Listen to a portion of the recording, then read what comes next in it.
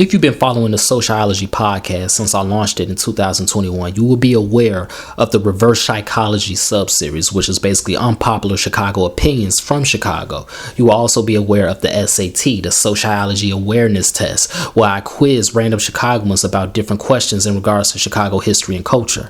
Well, this Black History Month, I'm introducing the ChicaGOATS sub-series. This is basically a Black Chicago history blitz that details and gives brief summaries of different Black Chicagoans that lived in our city and did great things in their respective careers and left a huge impact not on the city but on the entire world.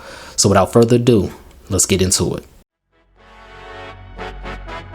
From Harold Washington to Harold's Chicken and everything in between and beyond, this is SoCHiology. On the first installment, we talked about Mayor Harold Washington and how he became Chicago's first Black mayor, but before that, he served in Congress representing the Illinois 1st Congressional District.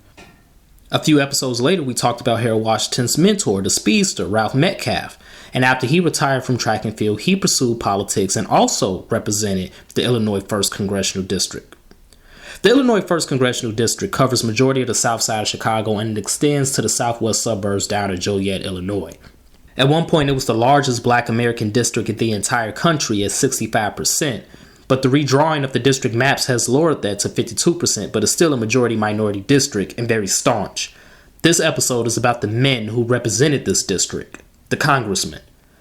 In 1929, the Illinois 1st District became the first district in the entire country to send a Black man to Congress in the 20th century.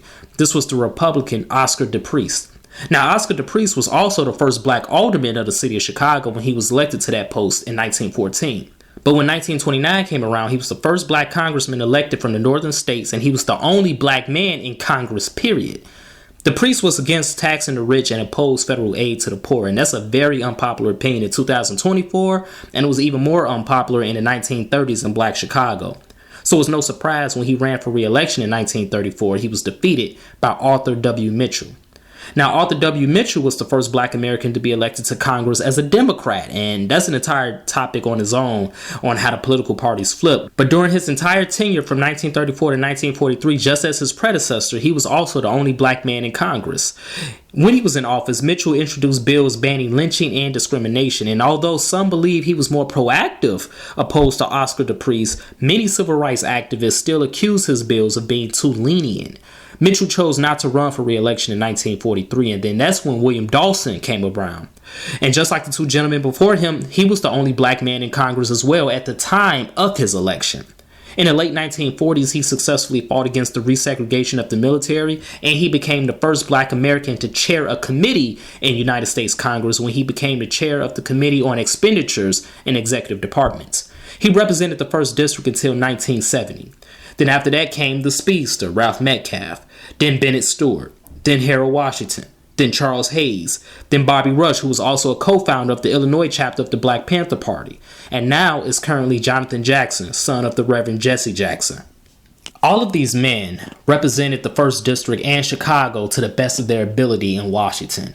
And we know when it comes to politics, it can be good, bad, or ugly. But nonetheless, we salute these ChicaGOATS because without them, who knows where Chicago will be right now in 2024. The Illinois 1st Congressional District has the longest stretch of Black representation in Congress out of the entire country. And looking ahead to the future, it looks like that won't change anytime soon. If you enjoyed this podcast, I ask for 2 things and I will love you forever. Number 1, please engage with us on social media. So like, share, subscribe, and comment on whatever platform you're listening to it on. And number 2, please make sure you pass it on to a friend who will enjoy it as well.